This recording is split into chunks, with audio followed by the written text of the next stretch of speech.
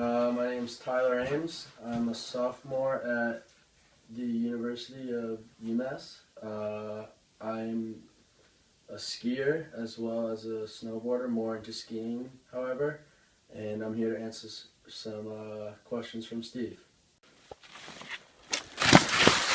What age did you start skiing? How did you get into it? I began skiing at the age of 2. I skied from 2 on the leash. When you go down the mountain, you don't really know what you're doing. Your parents are kind of just holding you, and their arms are on their leash.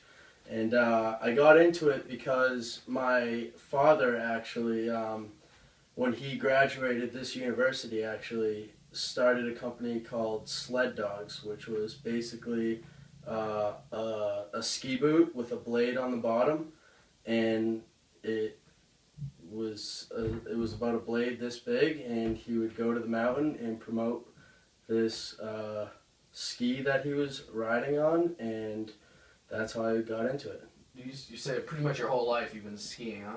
Yes, I skied from ages 2 to 6, and then I was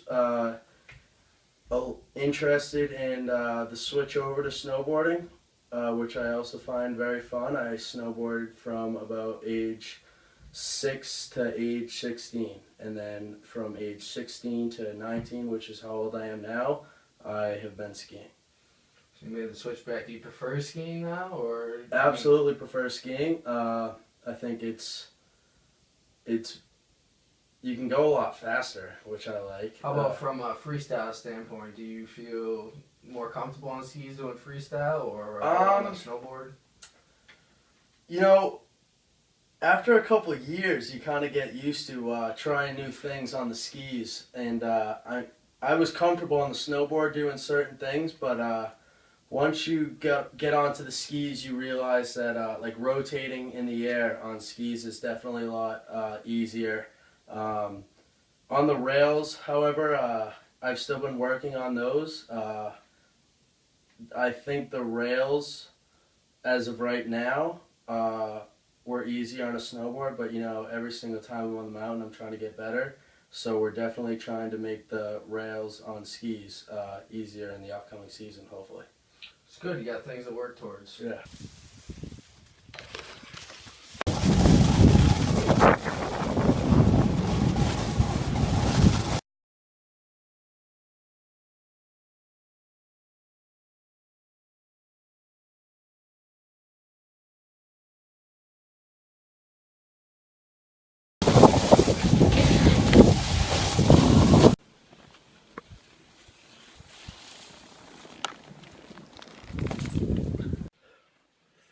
Send it. Very well. Have you ever been out west skiing, riding? Yeah. When I was, what was it? I want to say 7th grade. My dad had been going out to a mountain out in Utah called Snowbird, which is a very steep terrain mountain, a lot of good terrain. From a freestyle perspective, I wasn't too serious into the freestyle at that point, but I absolutely love backcountry skiing, and he had always told me that he wanted to bring me out, and finally, once I got brought on to the, as they said, the guys trip, I got invited out there with him and about a dozen other guys, and I was the youngest kid out there. So could you hang with them? Being Oh, so yeah. much younger? Yeah. You proved yourself? Oh, I proved myself. You know, everyone was asking why is Joe bringing out his son? Is he going to be able to keep up? And I found myself in some very iffy situations, which I like to find myself in because it really tests your ability. And I just remember this one run, you know, it's so steep out there. At some points, you'll find yourself dropping into, they call them bowls out there because it's so open, there's not as many trees. You'll go to a bowl, and to drop in, it's about that steep and a ledge. You got to really launch yourself in there, and all these like 45-year-old men are kind of like looking over the edge, like, where am I gonna go? And I just remember just sending it off this ledge, and from there everyone was like, all right, I guess this kid can hang for the week. So it was a really good experience, great mountain to ski at.